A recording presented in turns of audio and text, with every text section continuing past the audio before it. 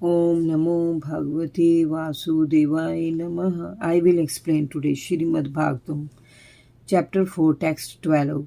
Shivaya Loksaya Bhavaya Bhutaya Ya Uttam Shalok Prayana Jana Jivanti Natmarth Mapto Parasharya Mumoj Nirvid Kut Kalevaram. Those who are devoted to the cause of the personality of Godhead live only for the welfare, development, and happiness of others.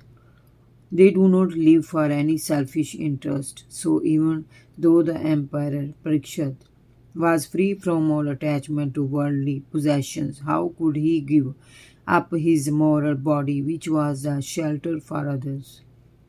Parikshit Maharaja was an ideal king and householder because he was a devotee of the personality of Godhead. A devotee of the Lord automatically has all good qualifications, and the emperor was a typical example of this. Personally, he had no attachment for all the worldly opulences in his possession, but since he was king for the all around welfare of his citizens, he was always busy in the welfare work of the public, not only for this life but also for the next. He would not allow slaughter houses or killing of cows. He was not a foolish or partial administrator who would arrange for the protection of one living being and allow another to be killed because he was a duty of the Lord.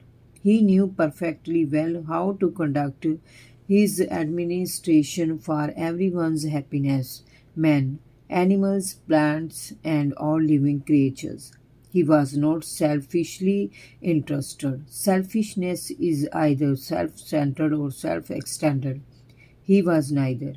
His interest was to please the Supreme Truth, the personality of Godhead. The king is the representative of the Supreme Lord, and therefore the king's interest must be identical with that of the Supreme Lord. The Supreme Lord wants all living beings to be obedient to him and thereby become happy. Therefore, the king's interest is to guide all subjects back to the kingdom of God. Hence, the activities of the citizens should be so coordinated that they can at the end go back home, back to Godhead. Under the administration of a representative king, the kingdom is full of opulence.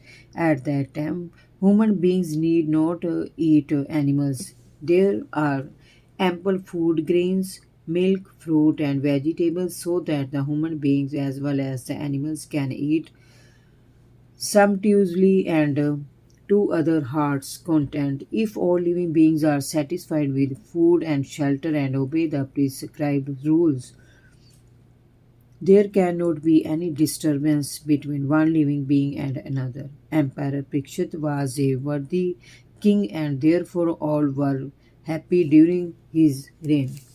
Om Namo Bhagavate Vasudevaya Namaha.